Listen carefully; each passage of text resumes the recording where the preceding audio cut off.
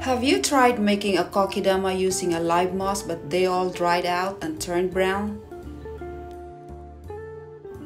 Hello folks, it's Khalis Khayn and I am here to share an alternative way to make a stunning kokedama using a preserved sphagnum moss without worrying about getting it dry and turning brown.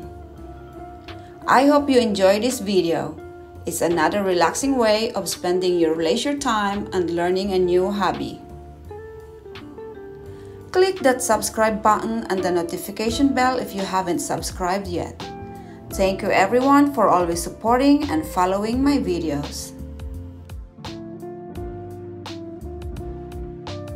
So let's get started. In one of my previous videos, I showed you what is needed and how to start with a ball of soil. Please click the link in the description below to review the steps.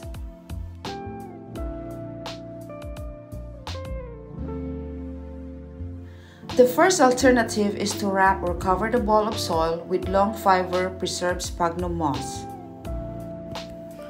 We also need fishing line. 0.25 mm is best to use, a pair of scissors, and a jute twine. I use 2 twines to make it look full. So here are the steps. Soak the preserved moss for at least 15 minutes. I use a plastic dish for planters on top of a lazy Susan so it is easier to turn as I mold the moss around the ball of soil. Squeeze out some water, then spread it out on the plastic dish.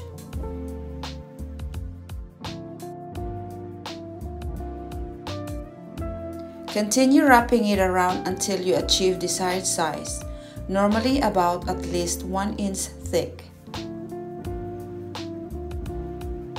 Use the fishing line to tie the moss.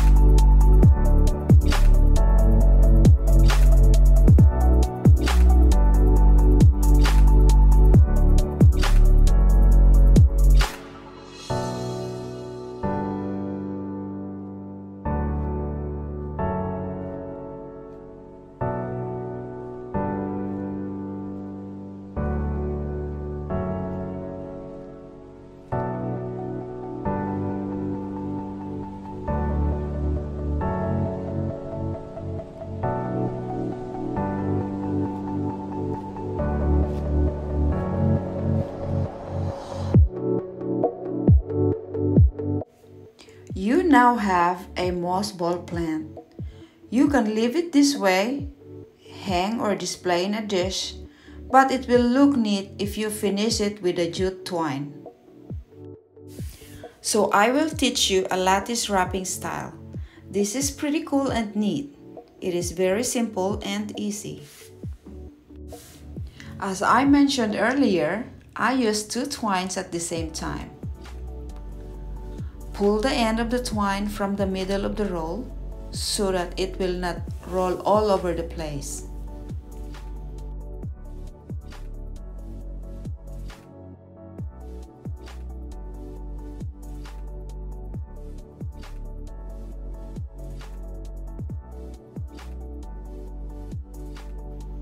Start by tying the twine diagonally across the moss ball.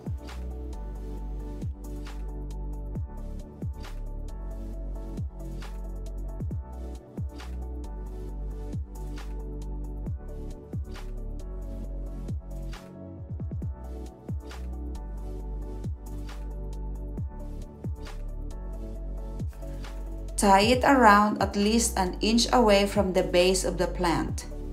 At the bottom of the moss ball, run around just at least 1 inch from the edge to be able to form a good round ball.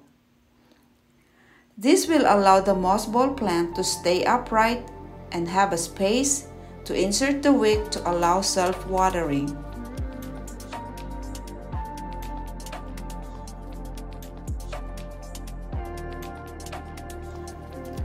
Close the twine with a square knot. Make sure it is tight enough to avoid from shifting.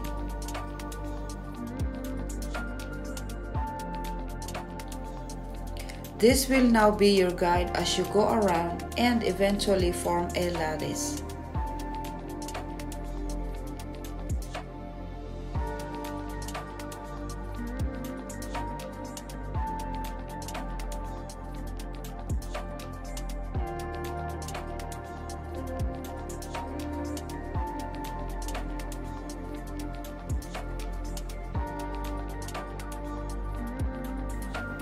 One important thing to bear in mind: put your moss ball plant in a place where there's plenty of air circulation. It might develop mold in some cases. If it does happen, just wash the mold under running water, let it drain well and dry off. Another thing to remember: jute twine will disintegrate, so it needs to be restrung when that time comes. Your moss ball or Kokedama will last at least more than a year. The plant will grow and can be transplanted in a pot or anywhere you want it.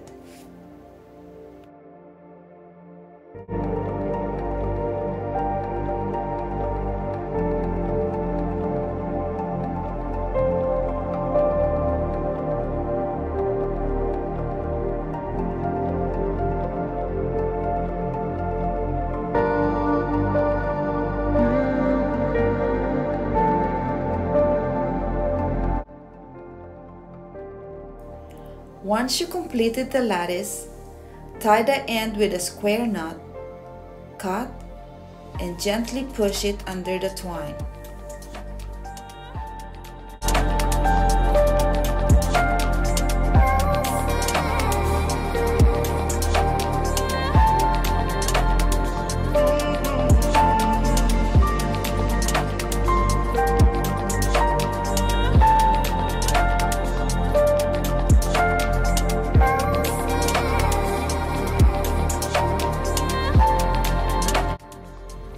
Insert the wick gently, deep enough to hold and allow self-watering.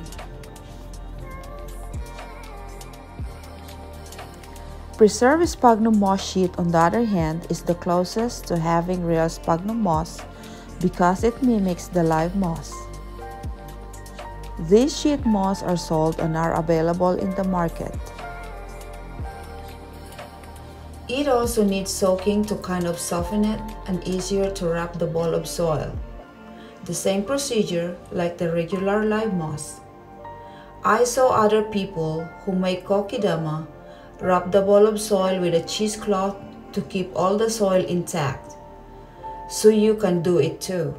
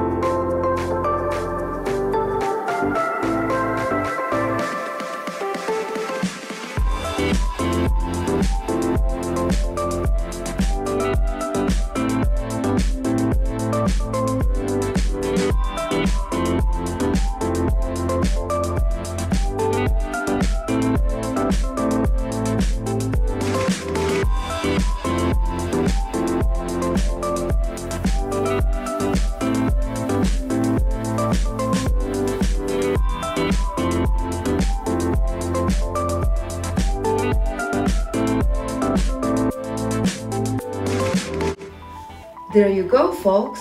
As simple as that. You can have a beautiful home decor for gifts or for business. Please refer to my previous video on how to water and care for your Kokedama. I have it written down below and will also show before this video will end. I hope you enjoyed and learned something from this video. Thank you for watching. Please give me a thumbs up, leave a comment, and share with your friends that might be interested in Kokedama. Most importantly, please subscribe and hit the bell button to get notified every time I upload a new video. Stay calm, make a Kokedama. Stay healthy and be happy. See you in my next video.